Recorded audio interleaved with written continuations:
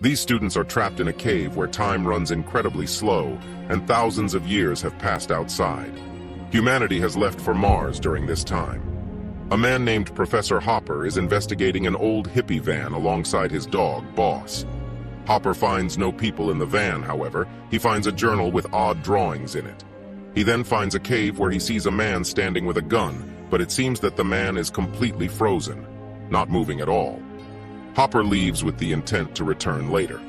Hopper returns home and finds his students, Taylor and Jackie, sitting on the front porch.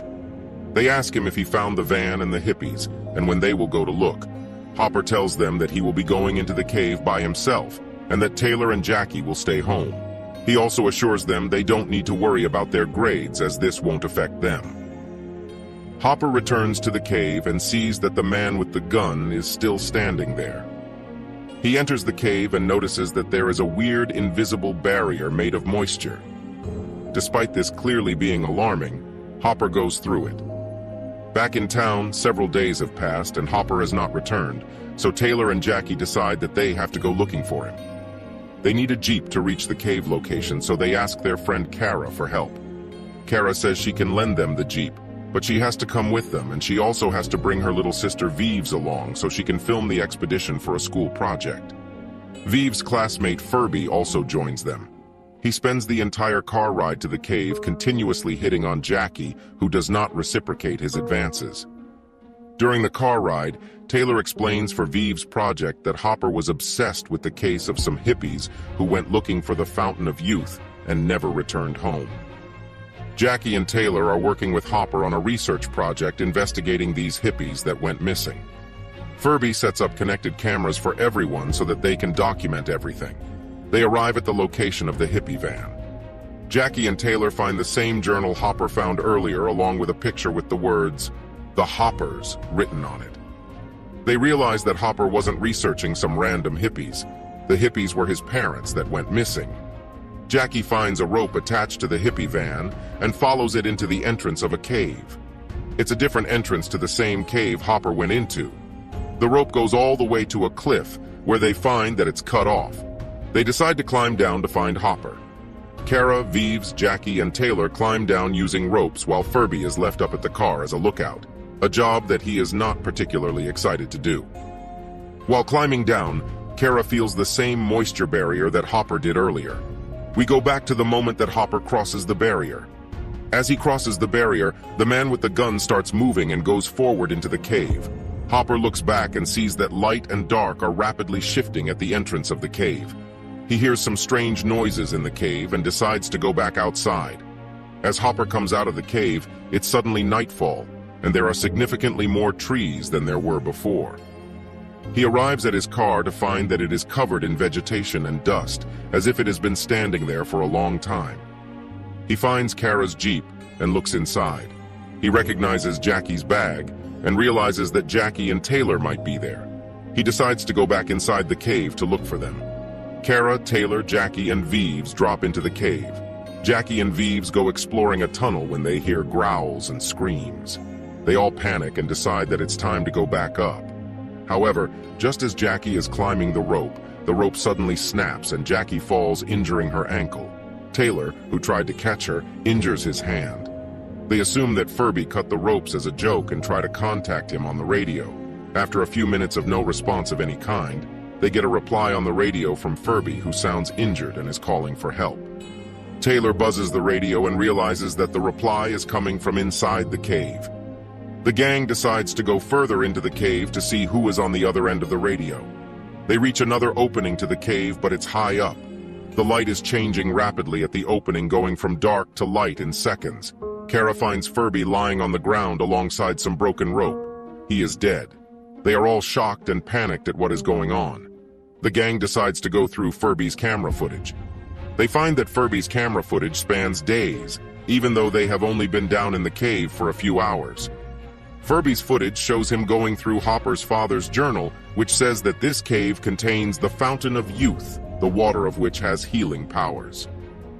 Furby waits for them to come back out of the cave for days, but when they don't, he begins to consider the idea that something terrible has happened. He cannot drive and go back, so he decides to climb down using a rope that Hopper tied to his entrance of the cave for emergencies. As he climbs down, Furby passes the moisture wall, which is actually the time barrier, and notices the sun passing by very quickly. Just then, the rope breaks and Furby falls and dies. The gang decides that Kara, being the only uninjured member, should climb up freehand and come back with help. Meanwhile, Taylor finally deduces that the light changes are days and nights passing quickly, but Kara doesn't believe him. Taylor gives Kara a GPS to send an SOS as soon as she is at the surface. Kara climbs out of the cave and reaches the surface. She sees that all the trees are gone. Everything is a barren wasteland, and an explosion of some kind is occurring. She has trouble breathing as she walks around trying to get a GPS signal. As she climbs up a small hill trying to get a signal, she notices a giant ship floating into space. Kara comes down and tells the gang everything she saw while she was up there, but they tell her it's impossible because she was only gone for 2 seconds. They compare the camera footages from inside and outside the cave again, and finally accept that time is passing differently in the cave. Taylor realizes that Furby wasn't dead when he fell because he had called back to them on the radio for help. They re-watch the footage and find that some cavemen killed Furby. The cavemen must have been stuck in this cave since ancient times. They decide they must get out of the cave and make Kara climb up again, this time with the rope in hand, which fell down with Furby. While Kara is climbing, Vives notices in Furby's video that the path of the sun is changing as it rapidly passes, which represents solstice. The gang realizes that every time the light passes, it's not just a day, it's a year, which means that they have been in the cave for possibly thousands of years.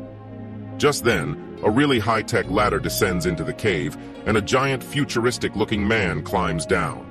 As he climbs down, a caveman appears and attacks him, but the giant man restrains the caveman.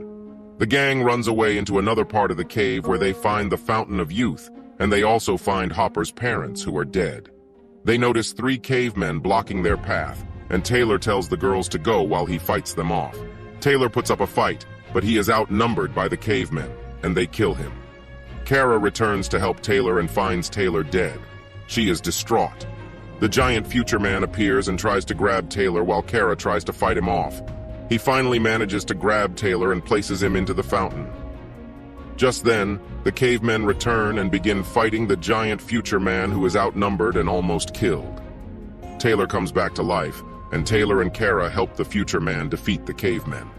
The cavemen have damaged the future man's helmet, and he can't seem to breathe without it.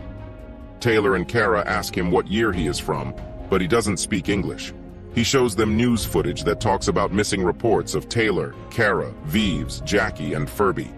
Kara's dad appears on TV and asks people to help him find them. The future man then proceeds to show them footage that reveals that humanity built giant space engines and left Earth and colonized Mars. This is what Kara saw earlier when she climbed out of the cave. Taylor notices the potable giant ladder on the giant man's bag and says they have to get out of the cave using it. As they are about to go, Jackie notices Hopper's bag. Taylor tells them to get out of the cave while he goes to look for Hopper. Taylor finds Hopper, who is severely injured because cavemen attacked him. Hopper shows Taylor another section of the cave where time is even slower, and Hopper's sister is trapped in there. There is some kind of medieval war going on in there.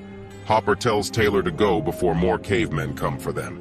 Taylor argues that he could heal Hopper with the Fountain of Youth, but Hopper says he'll be dead before he reaches it and tells Taylor to go.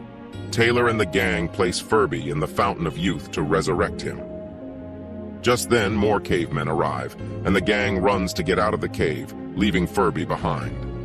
As they are getting out, they notice that the sun is no longer outside the cave, but instead, there is water and a green light at the entrance.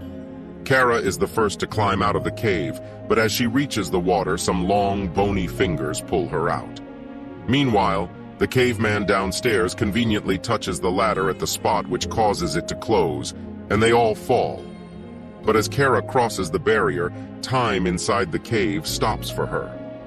A few seconds later, long mechanical rescue arms appear, grabbing the remainder of the gang before they fall down, and Kara appears from inside the water, dressed up very differently. Kara rescues the gang, explaining that once they are on the other side of the barrier, time inside the cave is almost stopped, so they can take their sweet time up there, preparing to rescue Furby, Hopper, and the rest.